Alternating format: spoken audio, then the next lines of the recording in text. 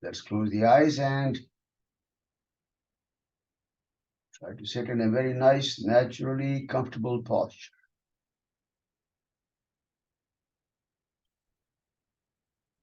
Keeping the spine upright, tall and vertical, with the head, neck, trunk all nicely aligned. Gently pull the neck up, tailbone down. This should give you a nice feel for the spine being lengthened.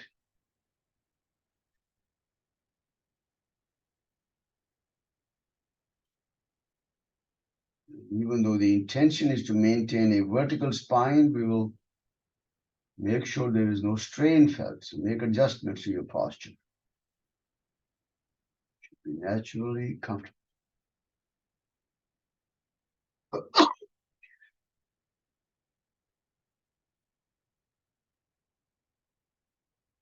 Relax the hands, let them rest very nicely on your knees or your thighs. Lift the shoulders up toward the ears, roll them back, let them hang loose. Very comfortable. Arms, very relaxed shoulders.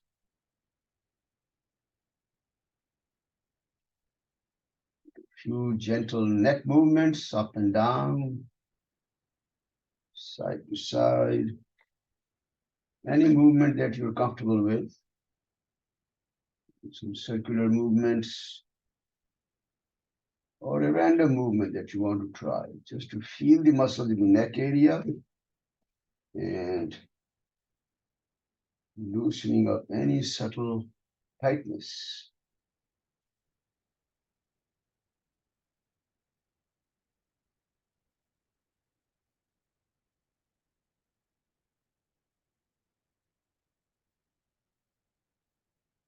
Finally, bring the head back to the center, positioning the chin slightly below the horizontal level. Head and neck feel very comfortable.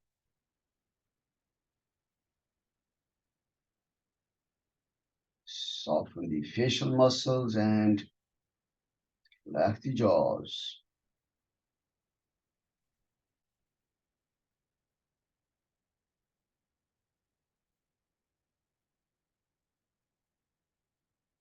Let's begin to watch the flow of breath at the tip of the nose.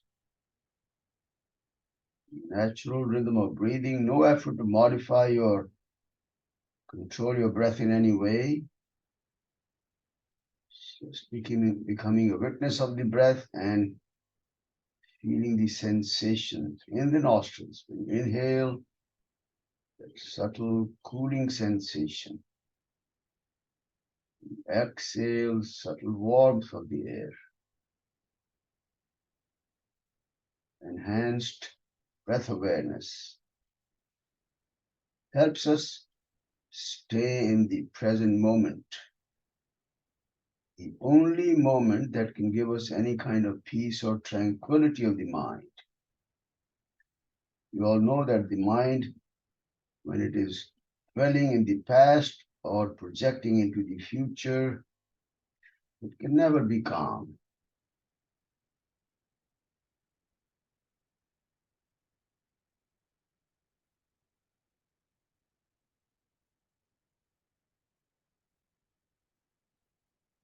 Let's recite Om 3 times now. Take a deep breath in.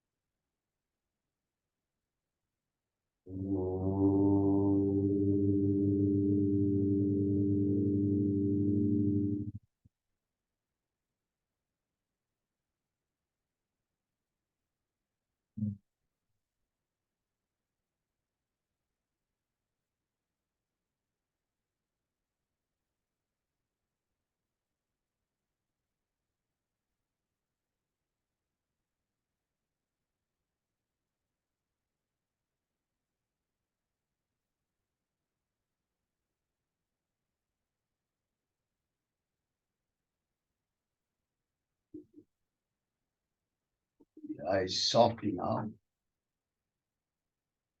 Stay and welcome. Welcome to day number 8. Journey together for a few days and then continuing on for the rest of the life. I hope that's the intention. I'd like to welcome Mallikarjun. He's here in person today. Wonderful. Great to have you. And journey which will eventually help us understand our true identity, who we are. That's the goal. Self-exploration.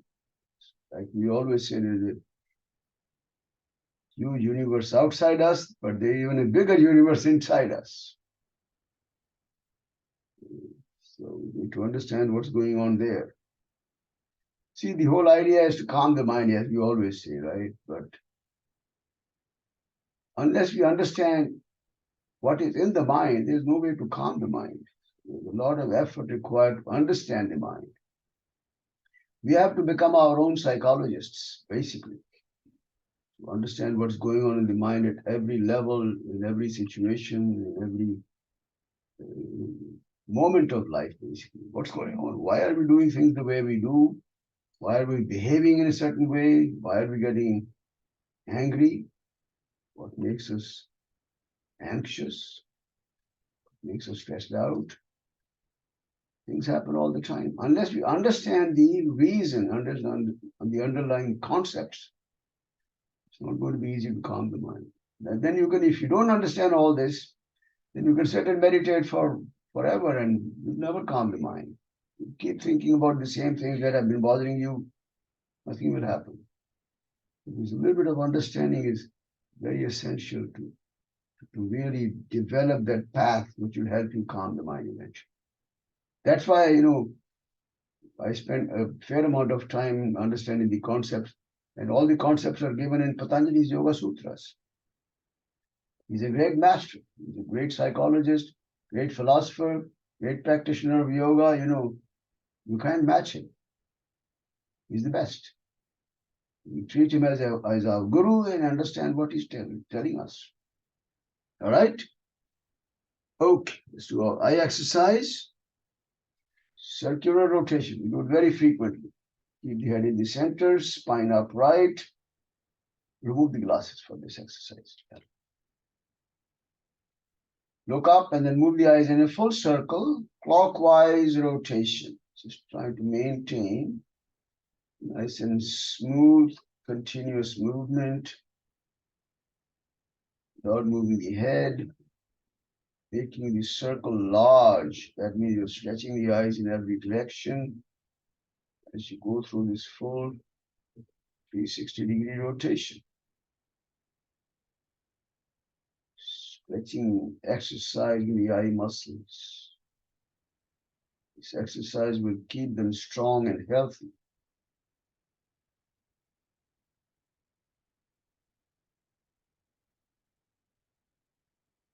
Next time you bring the eyes to the top, center them and close briefly, relax.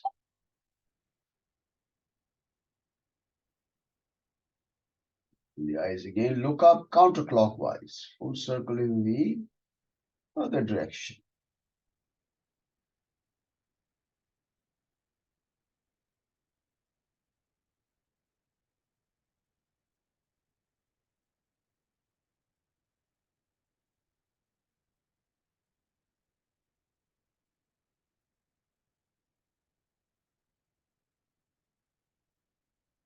Keeping the head steady, no head movement, just the eyes, large circle. And again, next time you bring the eyes to the top, center them and close. Let's rub the palms briskly.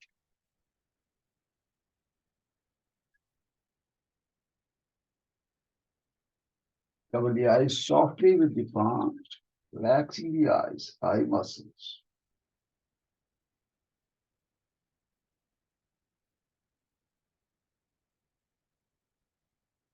Gently rub the eyelids, eyebrows.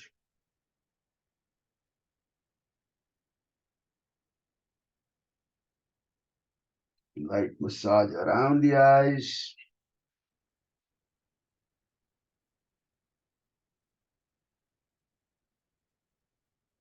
Forehead, sides, cheeks,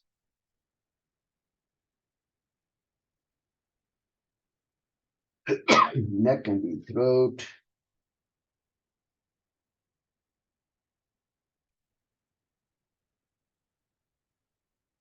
Finally, release the hands. Once again, softly open the eyes.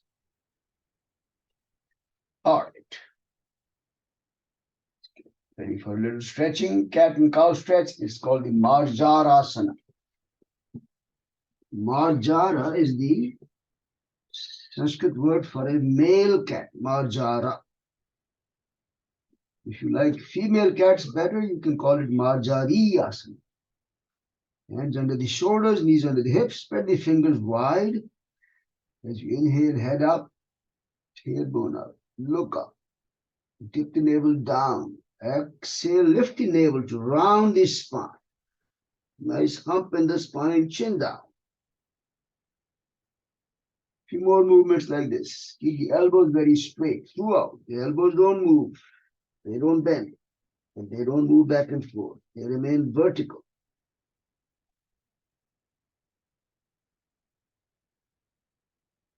Nice, gentle movement to open up the spine, loosen up the area in the spinal column. Gets us ready for the rest of the session.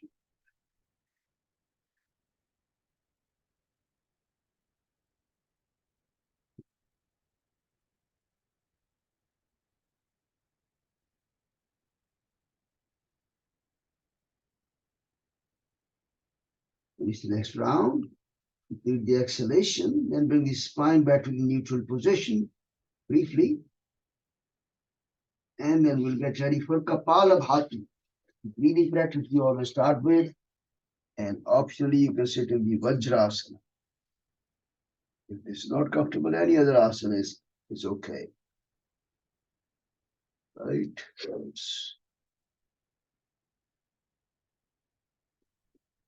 Keep the same speed as we have been doing, 75 breaths per minute.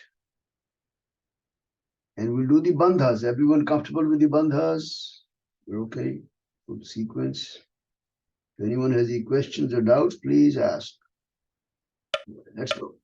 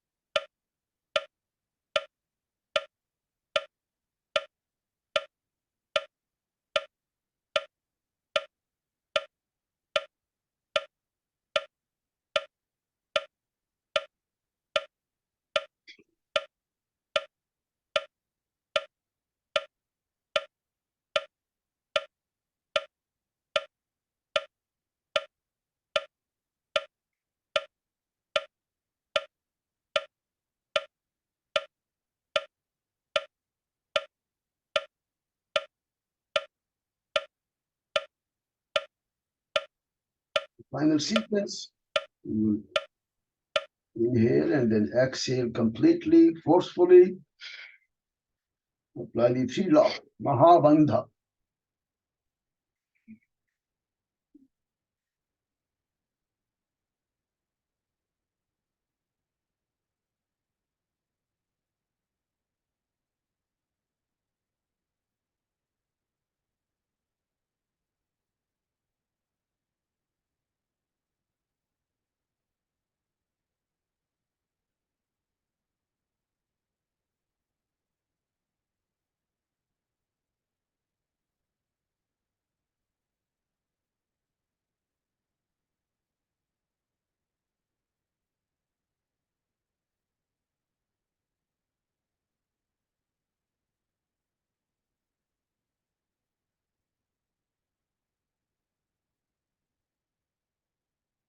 You're done with the full sequence. Take your time to finish the final exhalation through your left side. And then bring your breathing back to your natural rhythm of breathing.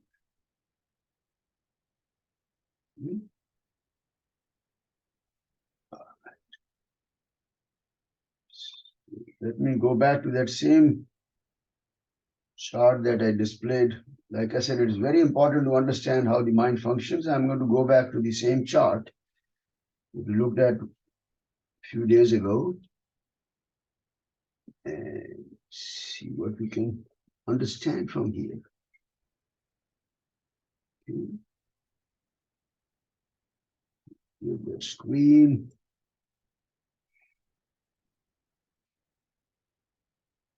All right. So again, this is a kind of a pictorial representation of how the mind functions. So remember, we said there are four essential functional components of the mind. Mind, when you extend the whole thing, you call it the expanded mind, or some people like to call it the mind complex, depending on who you read. But the idea is that whole mind complex it has four functions, remember? And the first function, which is called the manas in Sanskrit, I need to add these words in Sanskrit because many people like to see what the Sanskrit words are. So this is the mind that is attached to the five senses, and there is a sense of hearing, touch, sight, taste, and smell. So this is the input that we receive from the outside world. Okay? That's one aspect of it. It's also connected to the five organs of action for activities, organs of hands, feet, speech, elimination organs, and procreation. Okay, reproductive organs. All these are connected to the mind. So mind is the 11th organ, they say. So there are 11 organs in our body, basically. Okay, five organs of sense perception, five organs of action, and the mind is the final organ. Because without the mind, nothing will happen. Okay, that's one function of the mind. Of course, then there are internal functions like desiring things, willing things, all that is happening in the mind. All right. Now, then there is the intellect, which is it's called the discriminatory function. It discriminates between what's right and wrong, making decisions for you, picking up, one choice among multiple choices at any given time. We have always had multiple choices, right? You always had the choice to whether come here or to attend from home. But today, your intellect decided that you want to come here, right? And Raj, who's been coming here, he decided to stay home. That's all done by the intellect. Okay? And Preeti said she will come here in person, but she is not here. That's all done by the intellect. All right? Now, then there's the memory. Everything happens in the memory. Every experience that we have, whether you are attending a class, whether you're discussing something, or talking to somebody, having some food, or smelling something, everything gets deposited in our mind as memory. Of course, like we always say, memory has three components basically. What's in the memory? There is the plain memory, right? And then there are the added components added by the ego. What does it add? Any experience, it will label it as a pleasant experience, unpleasant experience. I liked it, I disliked it. I love it, I hate it. All those are added, right? So you're, just again as an example, you're coming here for this class, all right? And every time you come here and do this class, there is an impression made in the mind. Yes, you attended this class on such and such date, and there were so many people in the class, I did it at this time. All that is pure memory. Okay, pure memory. But the ego will like to add that element. Did I like the class? Did I hate it? Right? That's called samskara.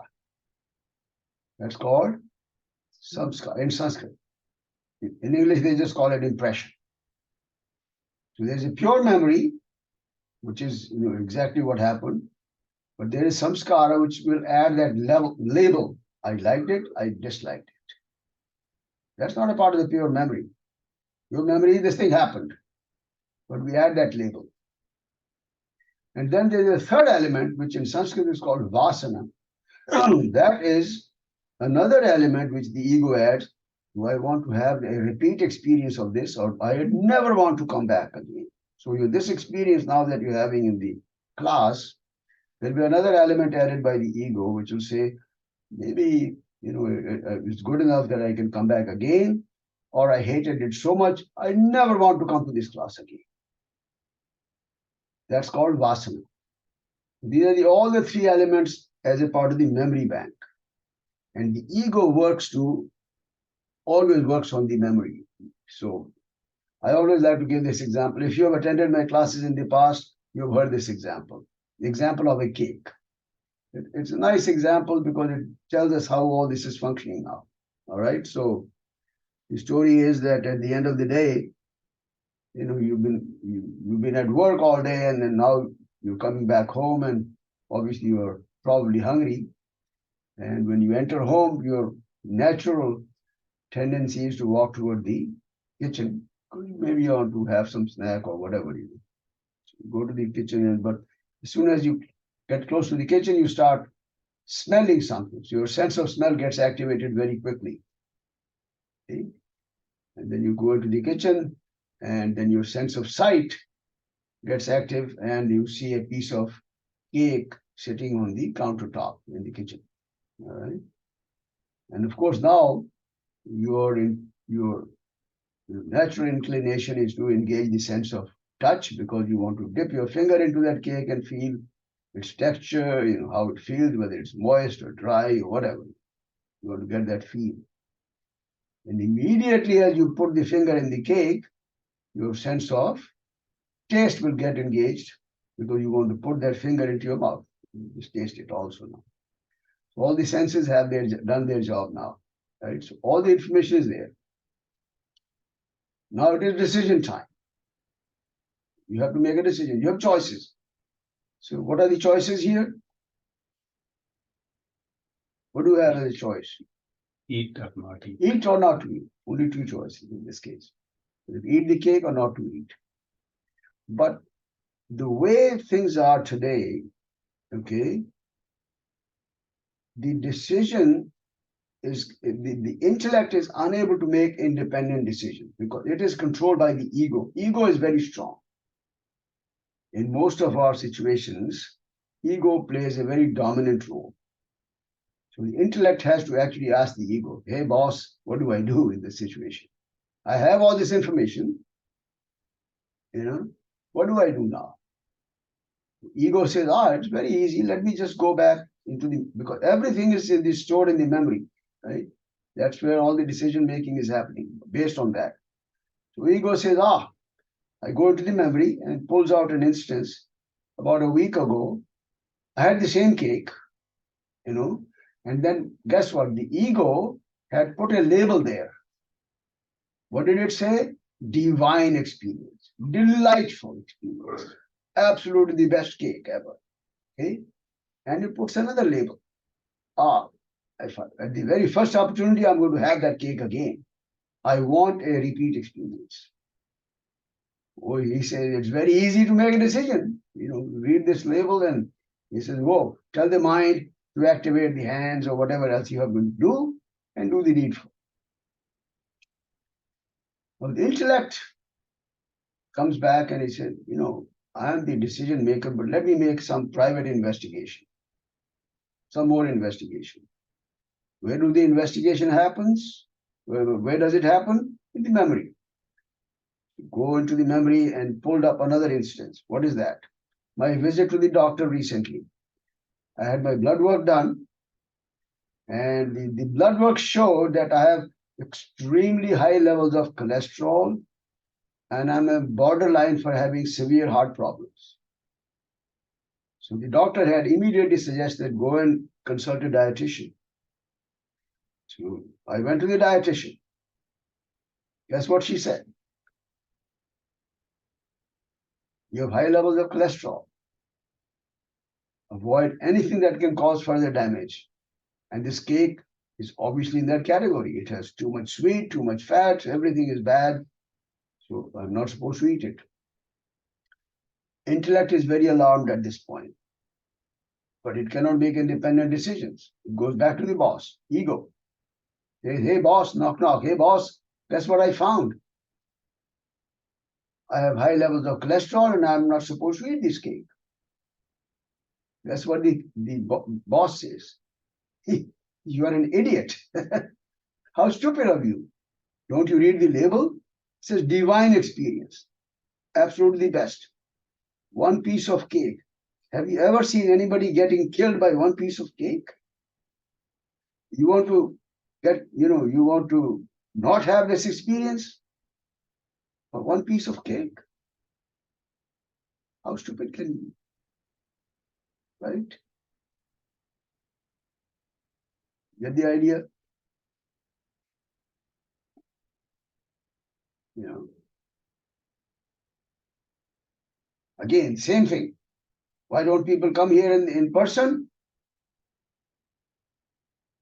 Enjoy this, sleep for 10 more minutes. You can have fun. Stay in the covers for 10 more minutes. Otherwise, you have to get up early and drive all the way and come here. Forget it. Ego is very strong at that. Right?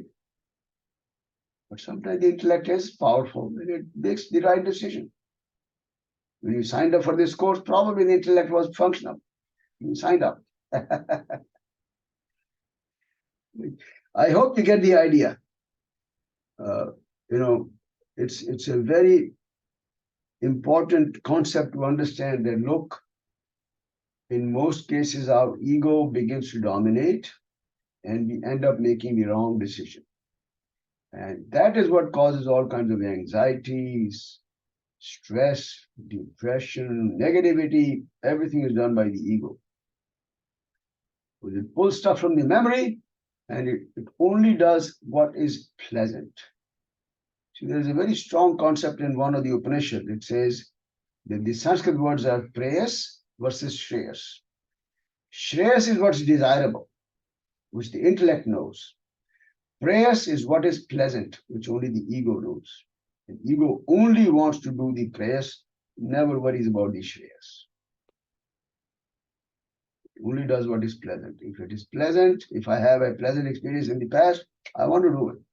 Good or bad, who cares? And guess what? We suffer. All right. Is everyone okay with these concepts? Any thoughts or questions? Very important to understand how the mind functions at all times in our life. Okay. Anybody planning to eat cake today?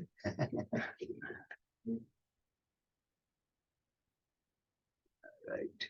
Let's get ready for some Surya Namaskar. Let's come to a standing position.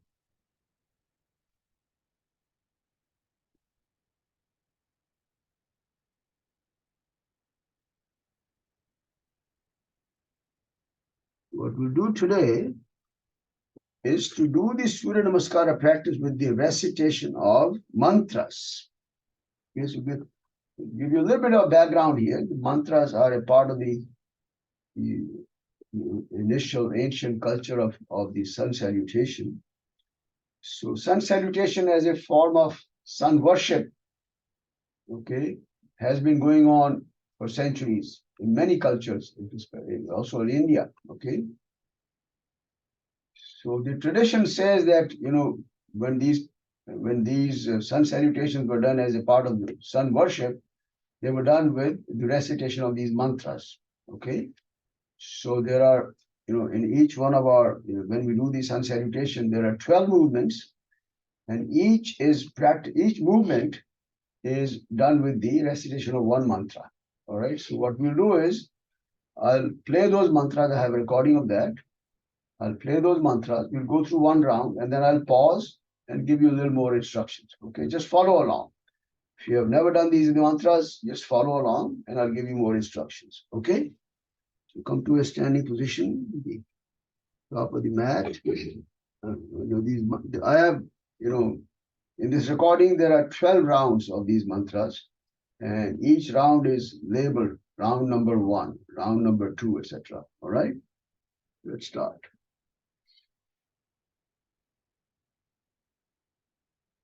Okay, round number 1. Feet together. Exhale. Palms together. Hold on. Yana. Now inhale. Up and down. Exhale. And forward. Inhale.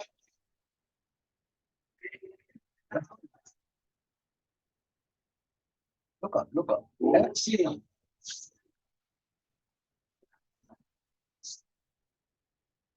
Inhale and exhale. Down, knees down.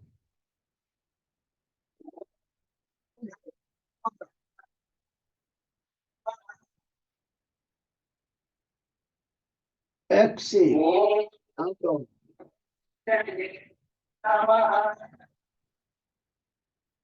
Inhale. Left exhale. Look up. Exhale.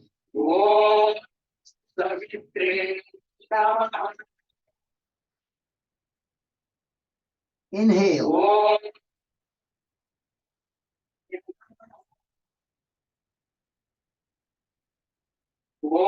Exhale.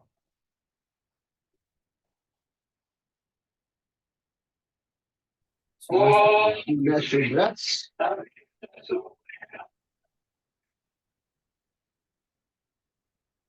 And release the hands down now. Relax for a moment. So this is the sequence of all these 12 movements with the recitation of the mantras. Okay? Obviously, the key thing is that each movement has to be synchronized with the rhythm of the mantra. As soon as the mantra starts, you start the next move. That's very important. Okay? So synchronize these movements with the rhythm of the mantra. So you have to be very careful in planning it. Okay? Now, I already kind of guided you when to inhale, when you exhale. Basically, when you stretch the abdomen, bend back, that's inhale. When you bend forward and compress the abdomen, that's exhale, always. And then you adjust the other movements accordingly. Okay? That's the breathing part. Okay, and I'll guide you with the breathing in the next round also. And then movement of the legs, when it's odd number, round number 1, 3, 5, etc., bring the left foot back, left foot forward. When it's even number, right back, right forward. That just maintains balance. Okay, and the most important part of this practice is that, look, it's a combination of all 3 activities: asana, pranayama, and meditation. It's asana because we are doing asana, we are doing physical stretching. It's pranayama because we are trying to have very deep, long breaths for every move and synchronizing the movements with the breath. It's all pranayama in that sense. Deep ujjayi breaths. Same ujjayi breath. So when inhale, make the sound coming from here. Exhale. That sound is coming here, right? It's pranayama. And it's deep meditation because these mantras are recited very beautifully. And when you're very, very comfortable with the sequence, when you don't have to think about it, allow the body to just flow naturally, get completely absorbed in the sound, the rhythm, and the vibration of the mantras. You have no other thoughts in the mind. Body just flowing naturally like a dance movement. Very meditative. Especially when you do longer number of rounds, we'll just do 3 more. But if you do the whole 12 round sequence, after a few rounds, you'll start feeling that sense of meditation because it's very beautiful then. Okay? Let's do 3 more rounds now. All right. Okay, come a little further up. Round number 2. Exhale.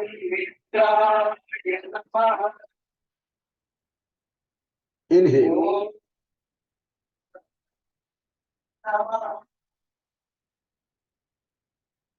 Exhale.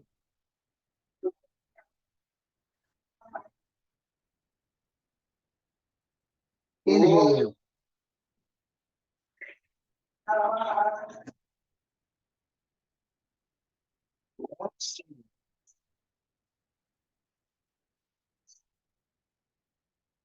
Inhale and exhale.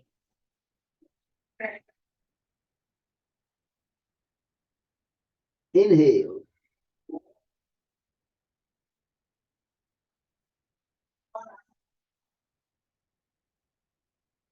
Exhale.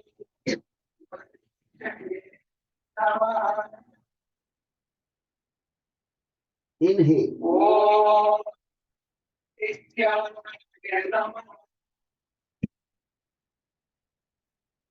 Exhale.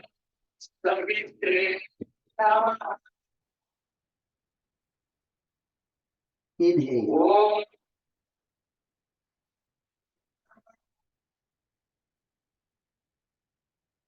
Exhale.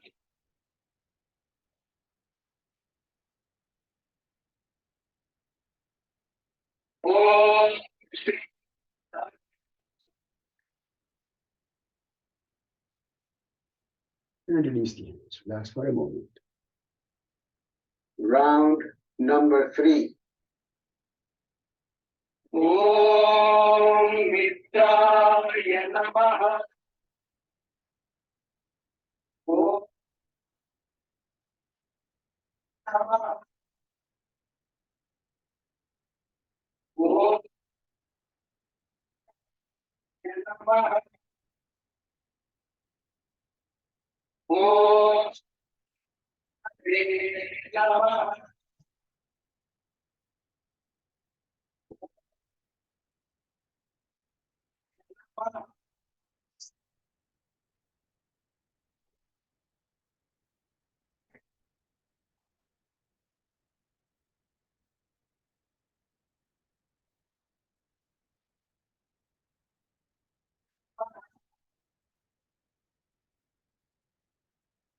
Om Namaha. Om Namaha. Om Namaha.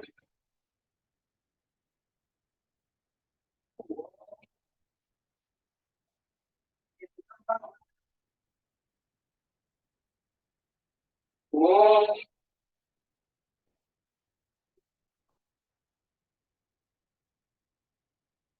Om Shri.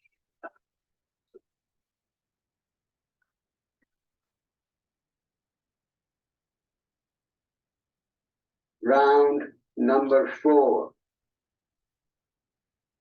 Om Mitraya Namaha. Om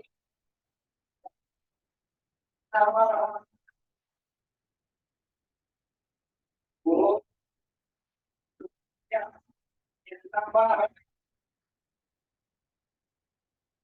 Om Namaha.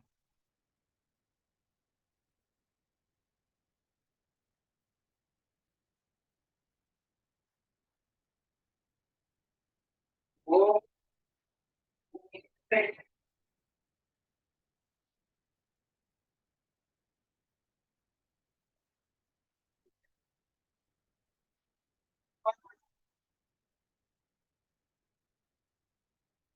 Om Marichaye Namaha. Om Nitya Namaha. Om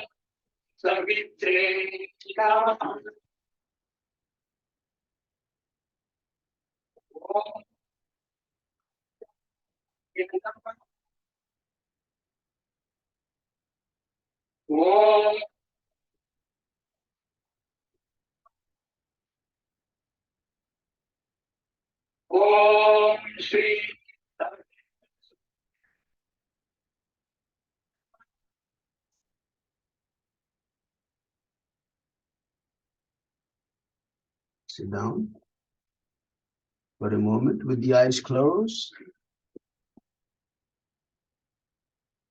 And again, just feeling any sensations in the body as a result of these movements of the sun salutation. Anything that you can observe in the breath, any change that you observe in the breath, anything happening in the mind, just awareness.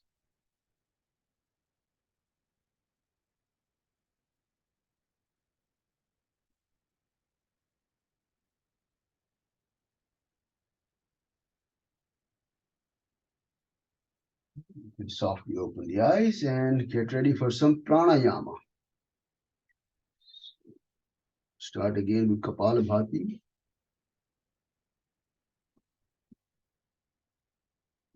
If comfortable, sit in the Vajrasana. If not, any other posture is fine.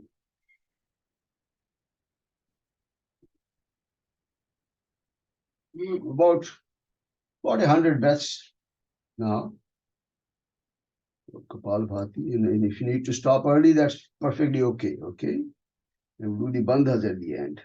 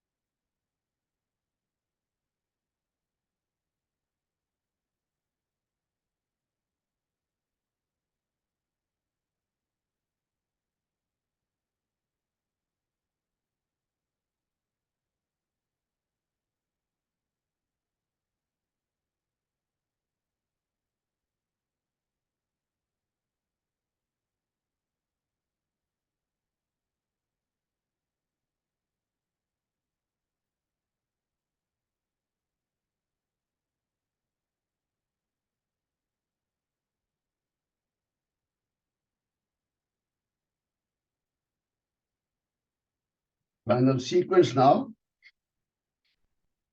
Completely exhaling all the air. And when there is no more air, apply the bandhas while holding your breath.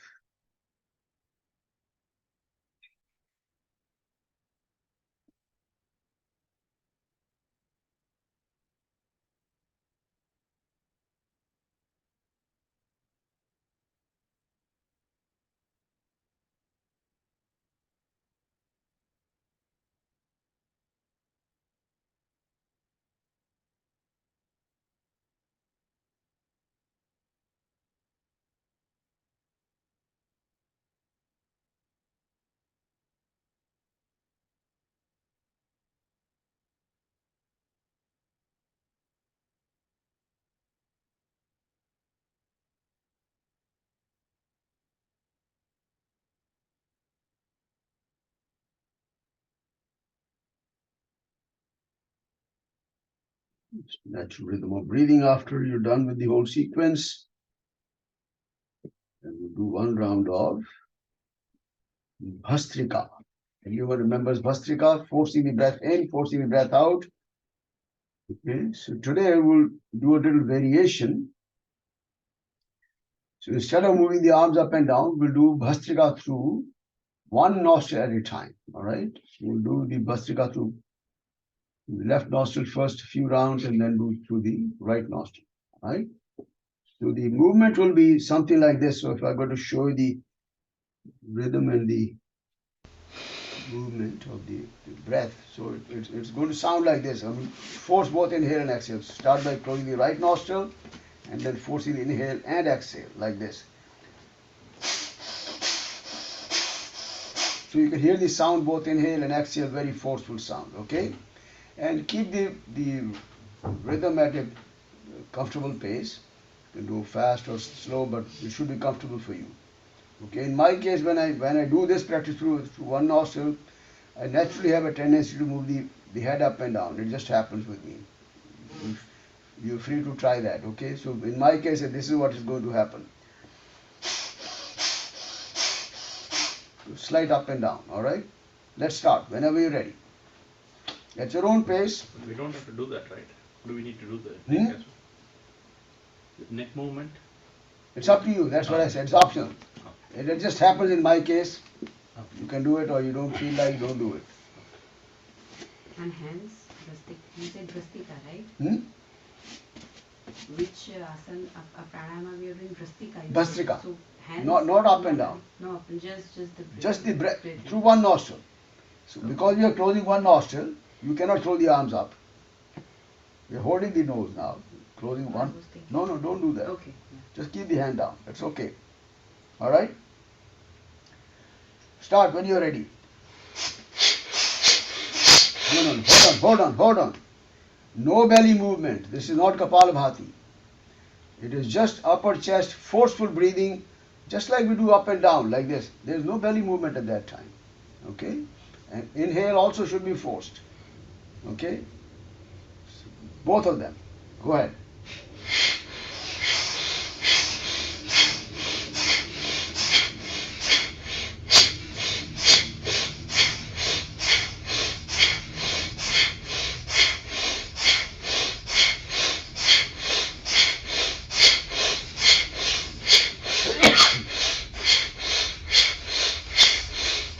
Exhale and release now. Just relax breathing, release the hands.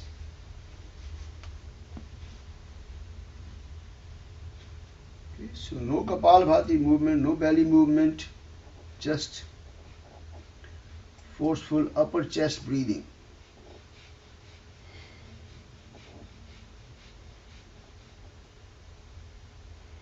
So I see two comments here. The audio is not coming through. How is it now? Can you hear me? No, it was mantras, Subhaji. We couldn't hear the mantras, but everything is else good. Oh, you should have told me. You should have speak up. Because Yeah. when I'm doing the asanas, I cannot check my text messages. Right. Yeah. I wasn't sure if it was my audio, if it was everyone experiencing it, but yeah, it was just during the mantras. Well, you should have told me. I would I have. mean, they were very feeble. We couldn't. I understand that now you're telling me, but it was. You should speak up at that point. Like I said, I cannot see my text messages when the things are going on. Right. Yeah. Speak up at that time, please. Don't hold it. Speak up so that I can fix it. My apologies. All right. I forgot to do that. All right.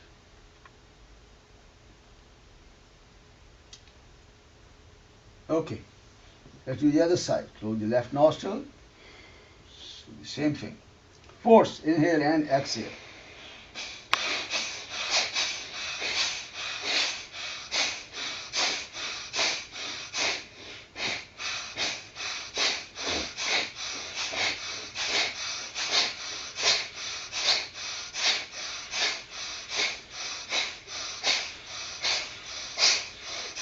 Exhale and just natural rhythm of breathing now.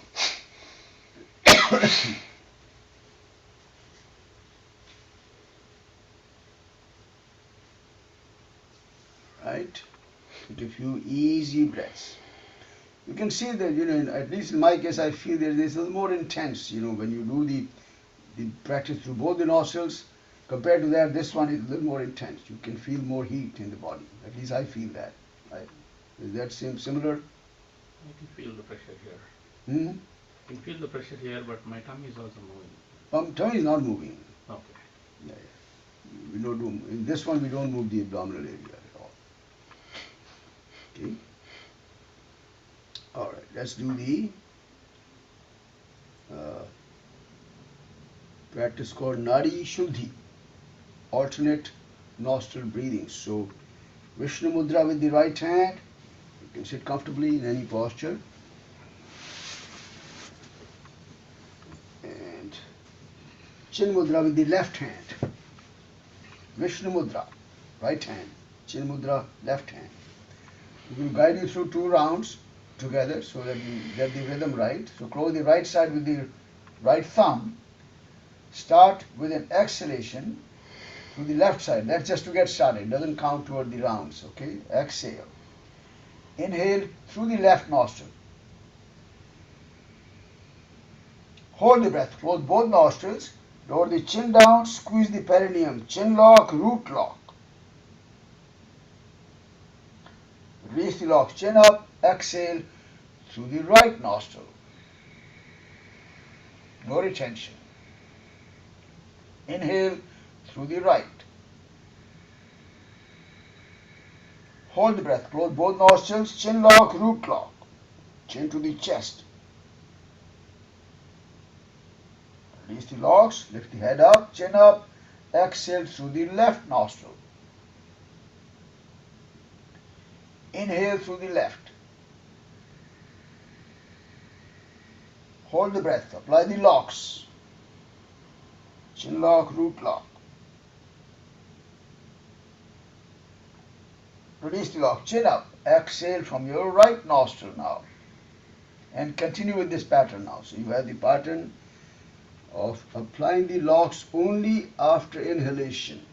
Remember, there should be no strain, no force of any kind. And we know we are not causing any strain only when we know that we are able to maintain that ratio of 1 to 2 between inhale and exhale. That doesn't change, irrespective of how long you're able to hold the breath. The ratio between inhale and exhale should still be the same. So maintain a count for every one of these durations. Inhale duration, exhale duration, breath retention. Count. Keeping the count will help you maintain that ratio 1 to 2.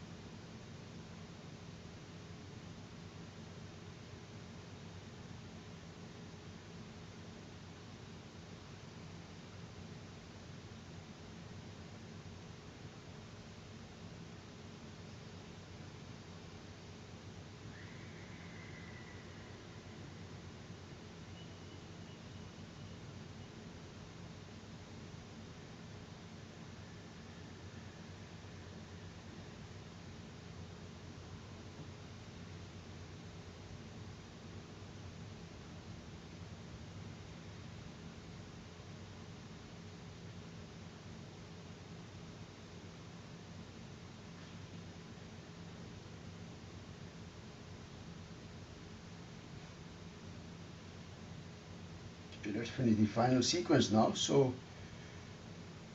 always take your time to finish the final round with the final exhalation being through the left nostril. Full sequence. When you finish the exhalation through the left side, that's the final sequence, and then release the hands at the end of that.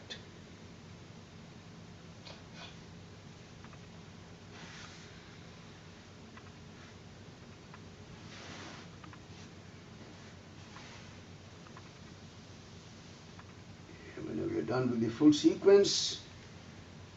Release the hand, we'll stretch the legs out. Just do a gentle stretch. This asana is called the Paschimottanasana, full forward bending stretch.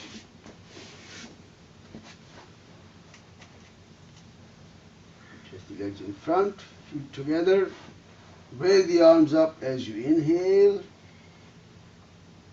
Lengthen the spine by pulling the hands up, and then as you exhale, bend forward. Keep the spine lengthened. So when you inhale, you can pull the chin away in the direction of the feet. That will help you keep the spine long. We're not trying to round the spine. That's the idea. When you exhale, you can attempt to drop the chest down.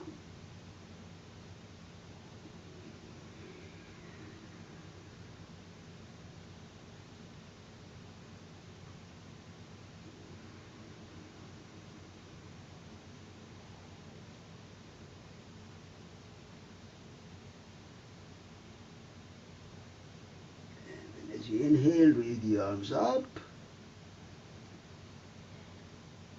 Exhale, release now.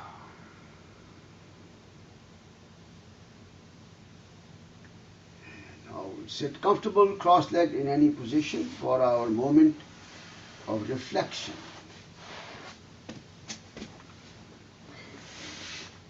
Same guideline. Moment of reflection is to reflect back on our sequence so far, and always trying to understand the interplay between the mind and the body, trying to recognize any instance where the mind was more driven by the ego and not the intellect. Same concept.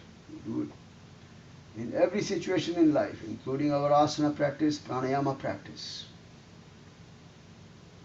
If the ego try to push the mind to do something which is uncomfortable, we try to stretch the body beyond its limits.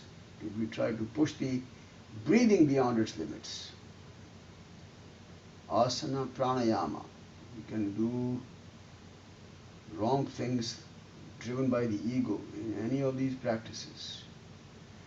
And we convey this, could carry this message in our day-to-day life.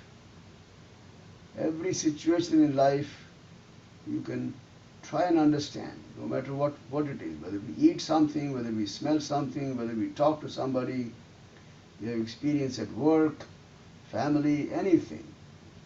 Can we understand the interplay between the mind, body, mind, intellect, and the ego? We really have to start analyzing every situation comfortably, so we can understand if the ego played a dominant role. That will help us actually make adjustments in our life eventually. That's what we are looking for. Adjustments so the ego's role is diminished, intellect becomes stronger. Swing the hands behind the back, softly hold the right wrist, and as you exhale, nice and easy, bend forward now. Go as far as you can. Stay there in the final position for a moment. Keep breathing.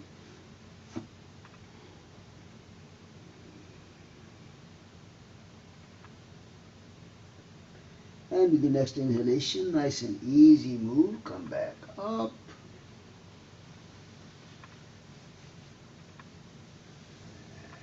Up, come, just relax. Hands out, relax the legs, and then we're ready for relaxation. Yoga Nidra. So lie down on your back,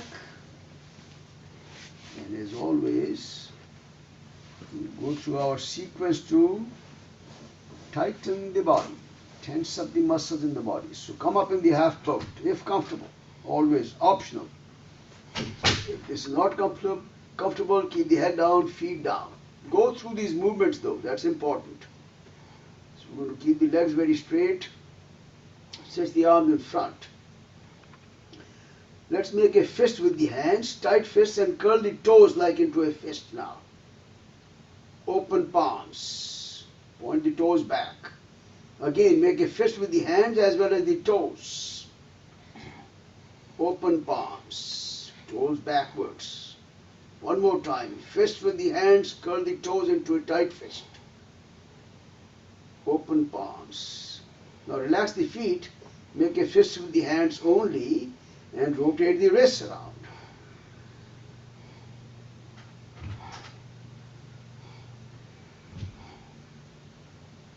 Pause. Rotation in the other direction.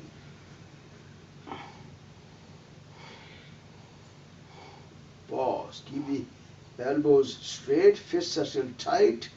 Work on the facial muscles by opening the mouth, extend the tongue out, curl the tongue down toward the chin. Open the eyes as well and try to tense up all the facial and the neck muscles now. With the fists tight, pull the fists away toward the feet. Squeeze the buttocks tight, thighs, knees, kneecaps tight, calf muscles, ankles. Point the toes away. One final effort now, engaging every single muscle in the body, toes to head, top to bottom, every muscle. Squeeze, tighter maybe, squeeze and let go. Let the body now find the most comfortable posture. This asana is called the Shavasana, dead body pose, corpse pose. Spread the feet apart, almost the width of the mat, palms facing up if that's comfortable. Head in the center, eyes closed.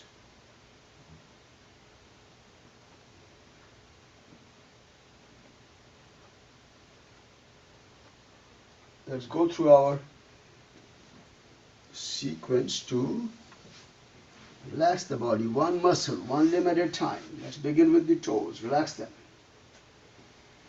Soles of the feet, heels, ankles, calf muscles, shins, knees and the kneecaps, thighs, the pelvic area, all the abdominal muscles. Visualize and relax the internal organs, heart, lungs, kidneys, and the liver. Relax the rib cage, chest, shoulder blades, collarbones. Shift the awareness to the hands, relax the fingers, palms, wrists, forearms, elbows, upper arms, shoulders. Relax the buttocks, full length of the spine, relaxing the muscles in the lower back, middle back, upper back. Relaxing the neck muscles. And now the facial muscles, cheeks, chin, lips, jaws, tongue, teeth, nose, eyes, eyebrows, forehead, top of the head, back of the head. Every muscle, every limb feels very nicely loose and very comfortably relaxed. Just try and become aware of all the points of contact between the body and the floor. Just let the body gently sink into the floor, a deep state of relaxation. And to enjoy this deep state of relaxation, we'll set the intention that when we are relaxing, thoughts will come up, we know that, but then we will not pay any attention to the thoughts. They will come and go away. And let's continue to enjoy this very beautiful, restful states of the body and the mind.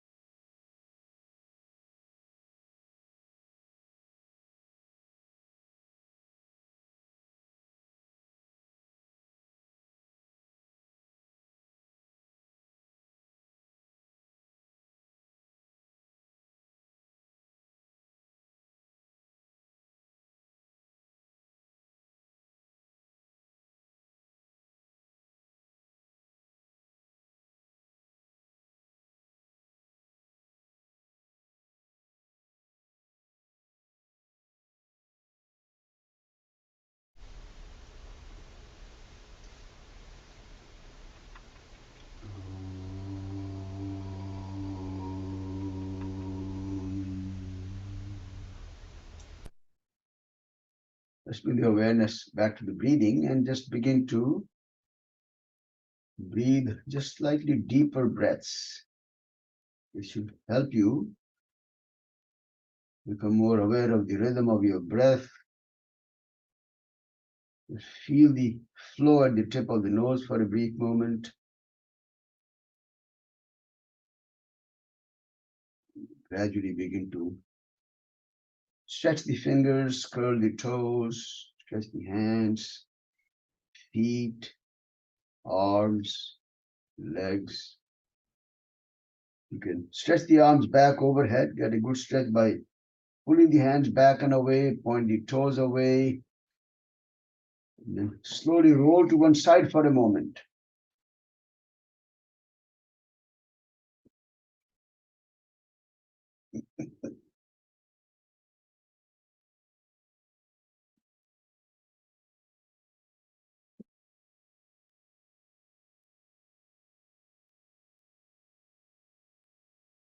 Come back up to a sitting position.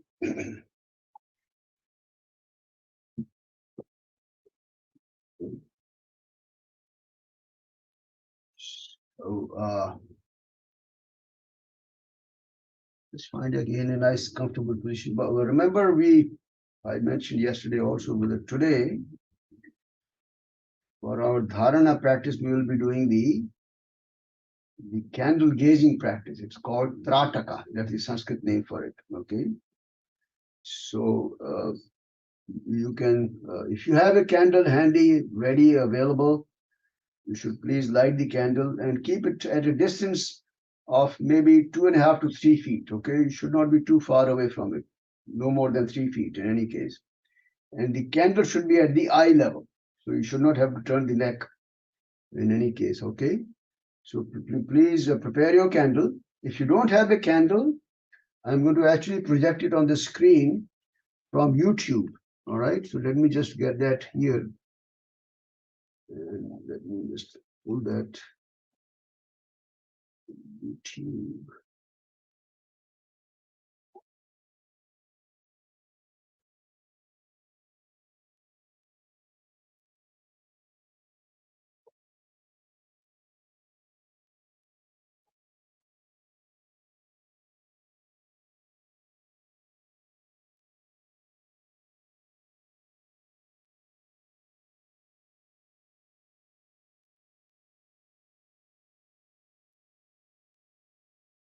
Okay, so let me share the screen with you. So those of you who don't have a candle, you can use the flame on the screen.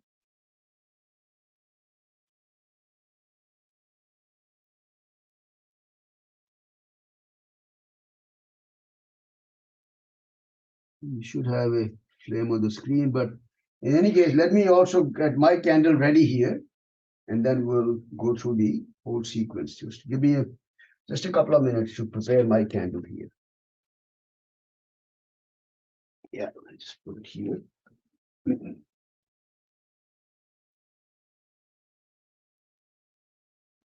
going to put it here because I will need to go back against the wall. All right. Yeah.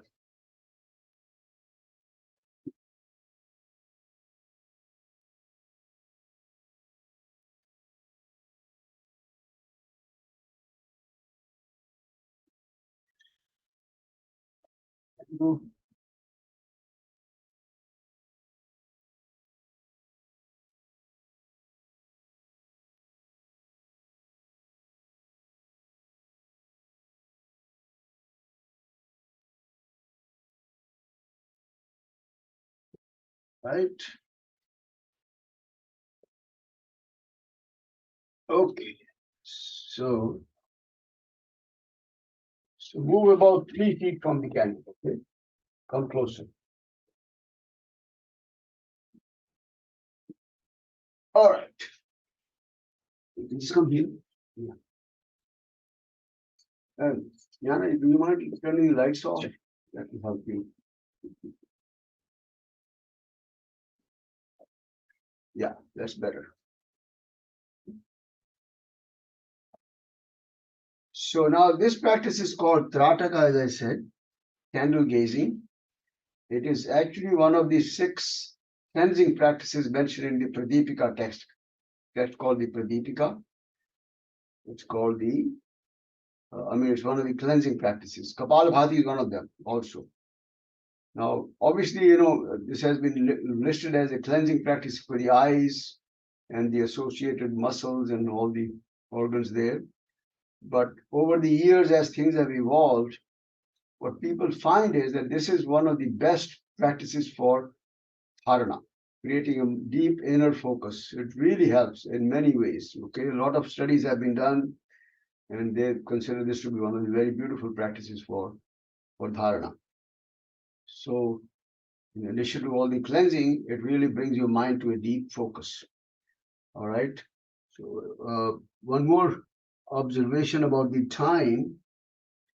Today is Saturday, and I'm hoping that we can stay a little bit longer after 7:30. Okay, is that okay with everyone here? Okay, because a little bit behind time. I'd like to do at least a few.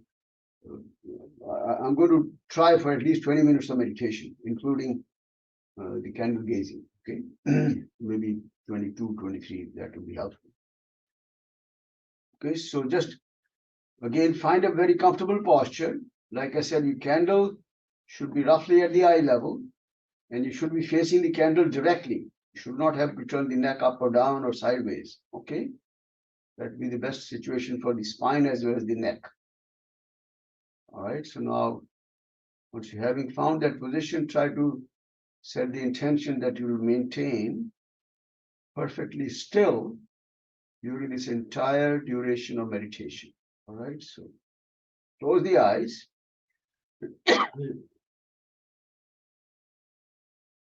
Just to stabilize the breath and the mind, just again focus on your breath.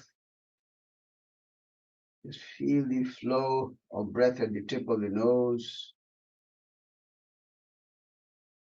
As we mentioned, breath awareness itself is a very centering, calming experience. It helps settle the breath down, mind down.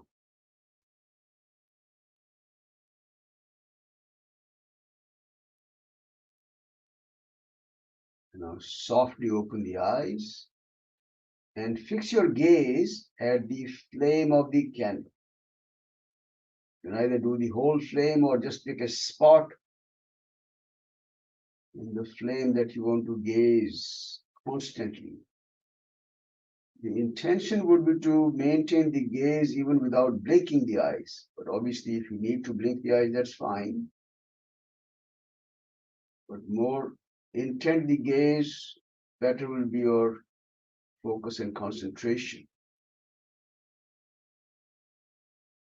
And again, the guideline is that, look, you are going to gaze at a candle flame, and if you're not used to it, sometimes the eyes may begin to water. Okay? If that happens, close the eyes. Do not stay with the eyes open, with the eyes watering. Secondly, if the eyes feel any kind of strain or tension, again close the eyes. You don't want to maintain the gaze with any strain. Otherwise, just maintain the gaze, as we said, without moving the body. If comfortable, keep the gaze without blinking the eyes. And stay with it until I give you the signal to close the eyes.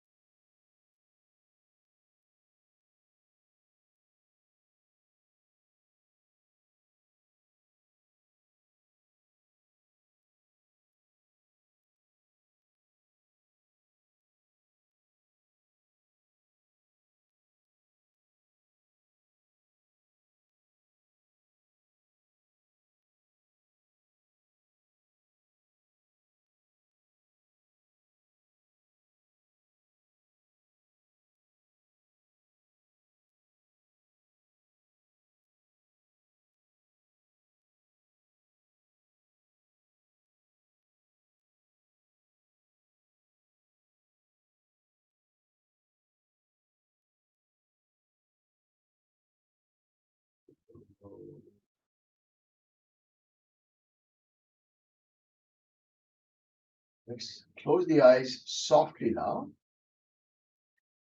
And as soon as you close the eyes, you may still be able to actually visualize an image of this flame in your mind's eye. Eyes closed, if you can, if you are able to see that image, maintain your inner focus at that image now. It's like an afterglow or the after image of the flame or the whole candle. And as long as you can maintain that image in your mind's view, just stay mentally focused, inner focus on that image. Of course, over a period of time, that image will fade away and disappear. And how long it stays in your view will depend on the intensity of the flame, and then it varies from person to person. Maintain that inner gaze for some time until the image fully disappears. And as it does disappear, then bring your awareness back to the breath for a few more moments.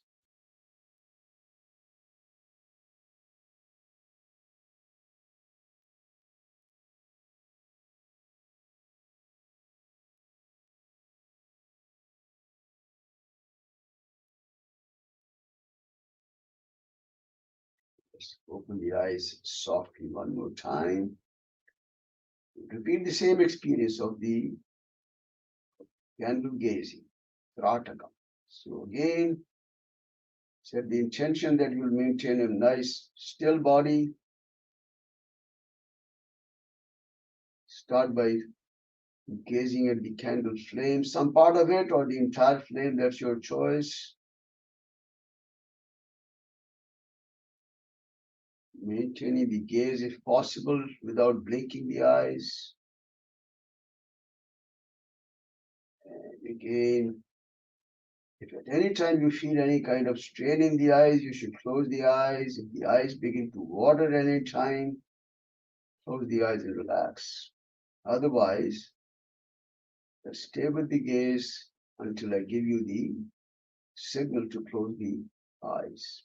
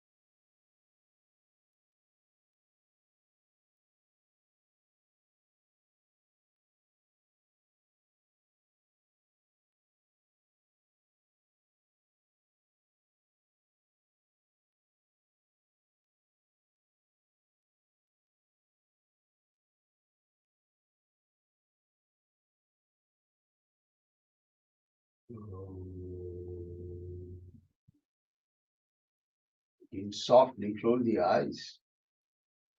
Once again, as soon as you close the eyes, you may be able to see that after image, the afterglow of that flame in your mind's eye.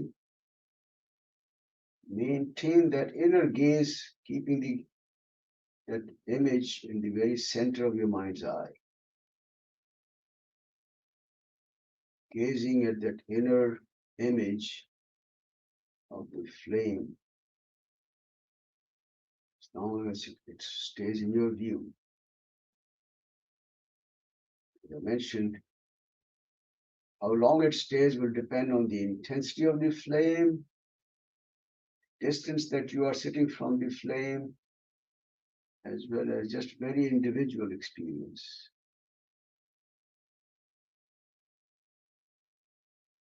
Maintaining that inner gaze really develops a deep sense of focus, dharana practice.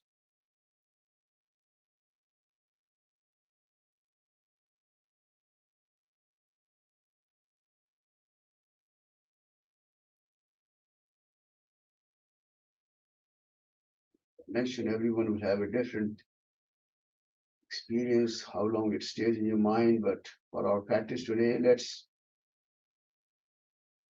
shift the awareness back to the breath now.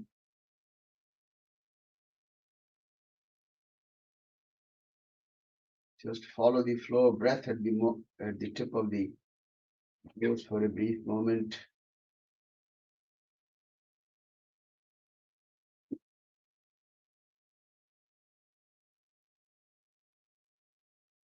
Lift your awareness now to the spot between the two eyebrows,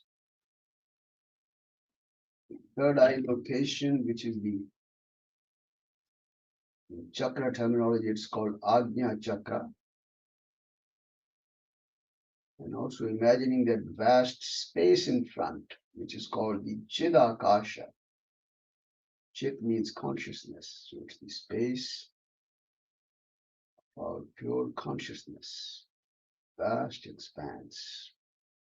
And again, become aware of any colors, images, anything that you feel or become aware of in that vast space in front.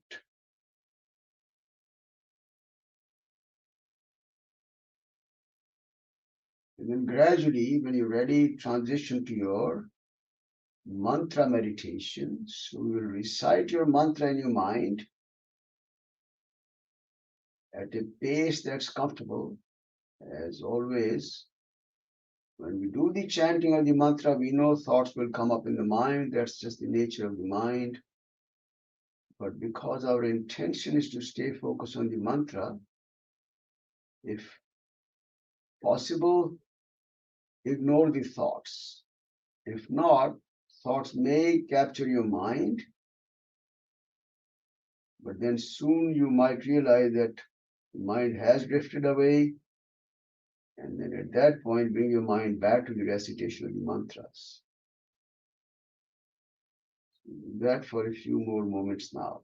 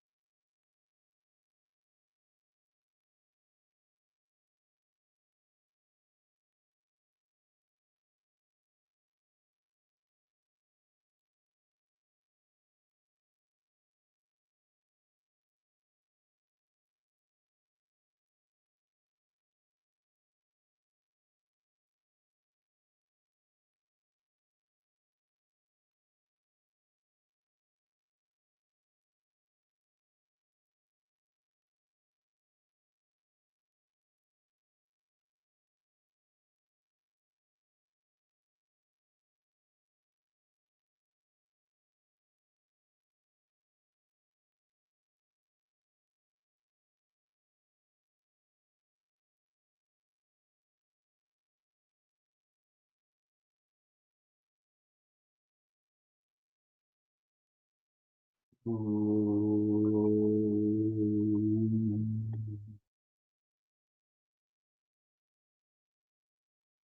bring the awareness slowly back to the breathing now.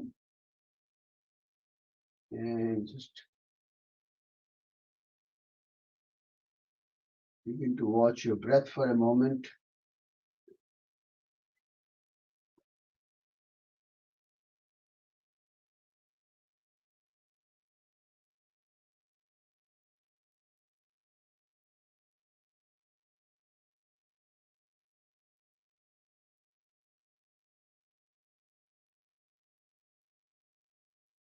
Becoming aware of the body, any physical sensations that you might be able to feel in the body, different parts of the body.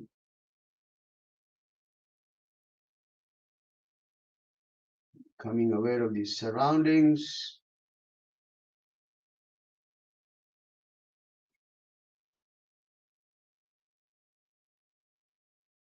And let's join the palms together for our closing Shanti mantra. Inhale. Om Asatu Ma Sadgamaya Soma Jyotirgamaya Mrityorma Amritangamaya.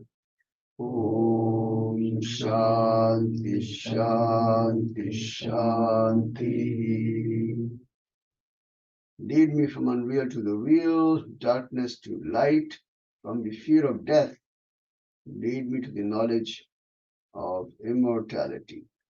Peace, peace, peace.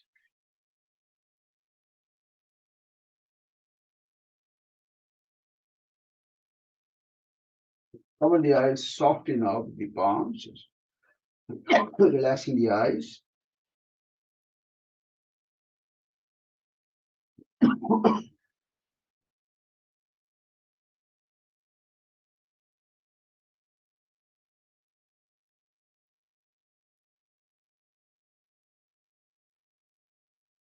The hands, join the palms again, raise the arms up, and then as you exhale, bend forward. Shri Guru Bhyo Namaha. With respect, I bow down to all my gurus, my teachers. A very special tribute to our teacher Patanjali.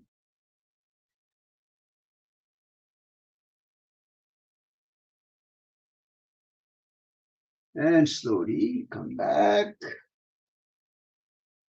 Thank you all. Namaste. Have a great rest of the day. See you back tomorrow.